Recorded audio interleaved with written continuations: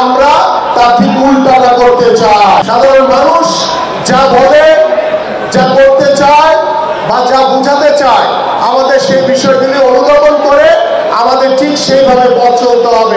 বাংলাদেশ গড়ার নেতৃত্ব দিবেন আমাদের বিএনপির ভারপ্রাপ্ত চেয়ারম্যান জনাব তারেক রহমান। আমরা চাই যে আমরা ঐক্যবদ্ধভাবে ঢাকা মহানগর উত্তর বিএনপি আগে ঐক্যবদ্ধ ছিলাম, এখন আছি, ভবিষ্যতেও আমরা ঐক্যবদ্ধ থাকব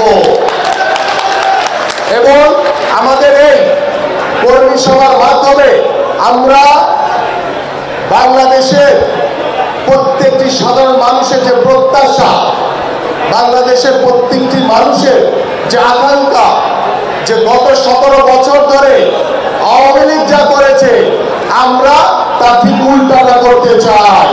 আমরা এদেশের মানুষকে সাথে নিয়ে তাদের কাঁধ মিলিয়ে আমরা কাজ করতে চাই। এদেশের মানুষ কি চায়, সাধারণ মানুষের কাছে আমাদের যেতে হবে।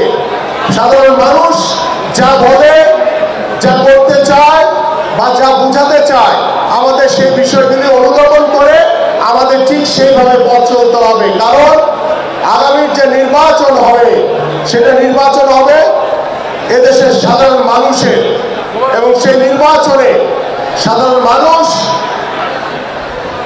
অনেক সুন্দর করে দেখে যাচাই বাছাই করে তার পছন্দের প্রার্থীকে বিজয়ী করবে।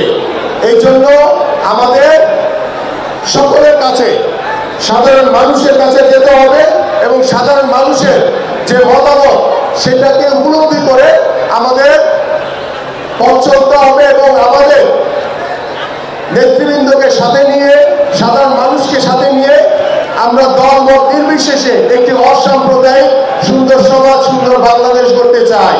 এমনি এক ক্রান্তিকালে এই দেশকে স্বৈরাচারের কবল থেকে আজীবন মুক্ত রাখতে দেশের মানুষের কাছে তাদের দেশের মালিকানা ফেরত দেওয়ার প্রত্যয় নিয়ে এমন এক অসাধারণ কর্ম পরিকল্পনা প্রণয়নের মাধ্যমে এবং সেটি বাস্তবায়নের প্রত্যয় ব্যক্ত করার অসাধারণ দূরদর্শিতার রূপরেখার রূপকার বাংলাদেশ জাতীয়তাবাদী দল বিএনপির ভারপ্রাপ্ত চেয়ারম্যান জনাব তারেক রহমানের প্রতি কৃতজ্ঞতা আমরা জানাতেই পারি।